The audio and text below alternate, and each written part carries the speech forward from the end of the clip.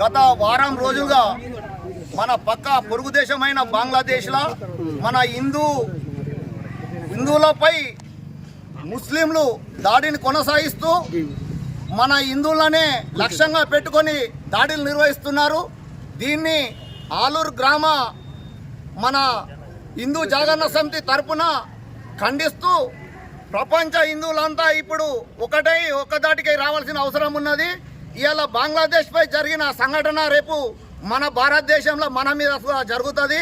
దీన్ని మనము చిన్నగా అశ్రద్ధ చేస్తే మాత్రం భవిష్యత్తులో రాబో తరాల మన సంతానానికి కానీ మన వారసత్వానికి కానీ చాలా తీవ్రమైన పరిణామం ఎదుర్కొంటాం. కాబట్టి దీన్ని ఇప్పటి నుంచే మనం ముక్తఖండంతో ఖండిస్తూ మన దేశంలో ఉన్న అన్ని రాజకీయ పార్టీలు కూడా హిందువుల మీద ఒకటై ఉండి మనం ముక్తఖండంతో ఖండించవలసిన అవసరం ఉన్నది. కాబట్టి ఇవాళ ఎవరైతే బంగ్లాదేశంలో చనిపోయారో మన హిందువులు వాళ్ళ ఆత్మ శాంతి కొరకు ఆలూరు గ్రామంలో కొవ్వొత్తుల ర్యాలీ నిర్వహిస్తూ వాళ్లకు వారి ఆత్మ శాంతి కలగాలని మేము పాదయాత్ర చేస్తూ అంబేద్కర్ నుంచి గాంధీ దాకా పాదయాత్ర చేయడం జరిగింది. జై హిందూ. ఈ కొవ్వొత్తుల ర్యాలీ జరుపుకుంటున్నామంటే చాలా సిగ్గుచేటుగా అనిపిస్తుంది. ఎందుకంటే అమాయకులైన హిందువులను అల్పసంఖ్యాకులను అక్కడ ఉండి అధిక సంఖ్యాకులున్న అహంకారంతో ఏమీ అనని హిందువుల ఇండ్లకు పోయి దాడి చేస్తూ వాళ్ళని మానభంగాలు చేస్తూ చిత్రహింసలకు గురి చేస్తూ ఈ దేవాలయాలు కొలగొట్టు ఇస్కాన్ టెంపుల్ ఎన్నో లక్షల మందికి అక్కడ రోజు ఆహారం అందించిన ఇస్కాన్ టెంపుల్ మీద కూడా దాడి చేసి ప్రతి ఒక్క హిందువుని గాయపరచడం కాకుండా అమాయకులైన ఎంతో పిల్లలను ఊచకోత కొయ్యడం జరిగింది. దీన్ని ప్రతి హిందువులు ఖండించాలని కోరుతున్నాము. అదేవిధంగా భవిష్యత్తులో కూడా ఇలాంటి జరగకుండా ప్రతి హిందువు ఏకమై రావాలని పిలుపునిస్తున్నాం. ఈరోజు ఆలూరు మండల కేంద్రంలోని జనజాగరణ సమితి ఆలూరు మండల కమిటీ తరఫున ఈ కొవ్వొత్తు ర్యాలీ జరగడానికి ముఖ్య కారణం బంగ్లాదేశ్లో జరుగుతున్న హిందువులపై దాడికి నిరసనగా వారి ఆత్మ చేకూరాలని మాలూరులో చిన్న పిల్లల నుంచి పడితే పండు ముసలి వారి వరకు హిందువులంతా ఇలా ఏకమై ఇట్టి కార్యక్రమాన్ని విజయవంతం చేశారు.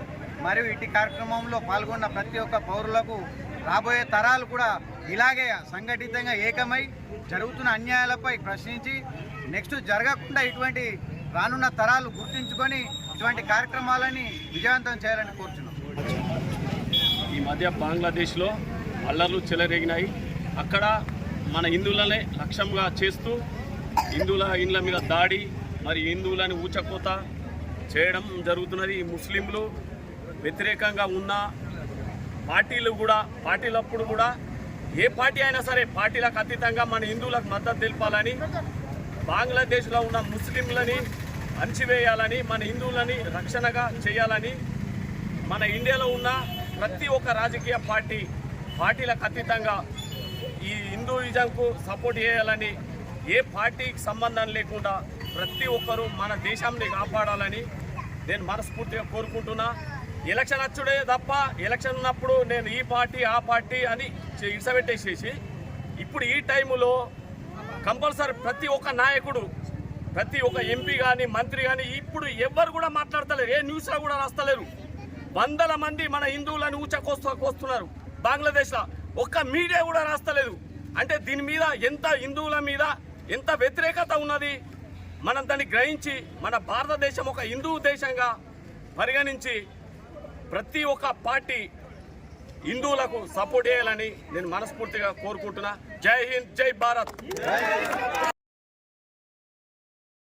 చాలు తీసి హిందువులకు మద్దతుగా బంగ్లాదేశ్లో జరిగిన ఈ ఊచకోతలకు ప్రతి హిందువులు కానీ మన ఉన్న ఇండియాలో ఉన్న కానీ ముస్లింలు కానీ క్రిస్టియన్స్ కానీ మనం అందరం ఏకమై ఉండవలసిన తరుణం వచ్చింది. కాబట్టి ఇప్పటిదాకా మనం ప్రతి దానికి అన్ని కులాలు కలిసి ఉన్నాం కాబట్టి ఇప్పటికి కూడా కలిసి ఉండి ఐక్యత ఉండాలి.